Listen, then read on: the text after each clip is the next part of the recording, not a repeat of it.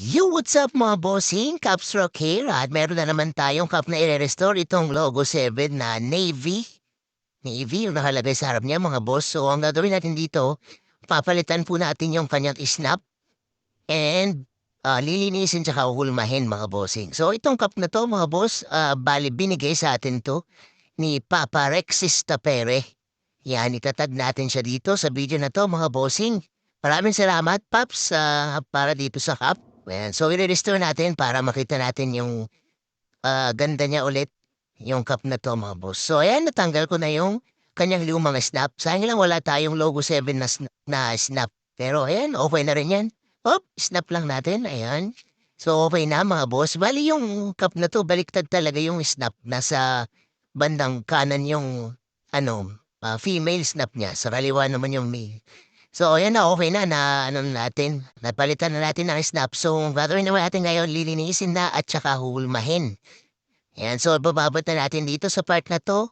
At pagkatas nating ibabad, ay ibabrush. Soft bristled brush lang, mga bossing. Ayan, medyo madumi talaga yung cup. So, bristled brush para hindi na maghimulmol, mga boss. And then, babalawan natin yan sa running water. Yan, sa mga nagtatanong po ng aming location, mga bossing, dito po kami sa Pangasinan Street, 41 Pangasinan Street, Bago Bantay, Quezon City. Yan, wazeable po yan, mga bossing. Pwede niyong i-waze o i-google. The Capstruck lang po yung itatype niyo, mga boss.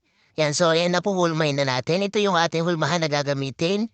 Bigay ng Kaz Online Shop. Ayan. So, ayan naman yung ating steamer, mga bossing. Ayan.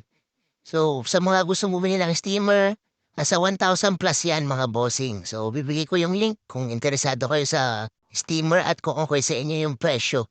So, ayan, habang ini-steam na natin yan mga bossing, ini-steam na hanggang sa matanggal yung lahat ng kusot niyan mga boss. Habang ini-steam natin, sa mga hindi pa po nakapag-follow, please like and follow niyo po ang aming page mga bossing. So, ito na po yung result. Napakasolid na ulit ng vintage cup na yan mga boss. Yan, pakishare na rin po ang aming mga videos mga bossing para mas marami po tayo makakita.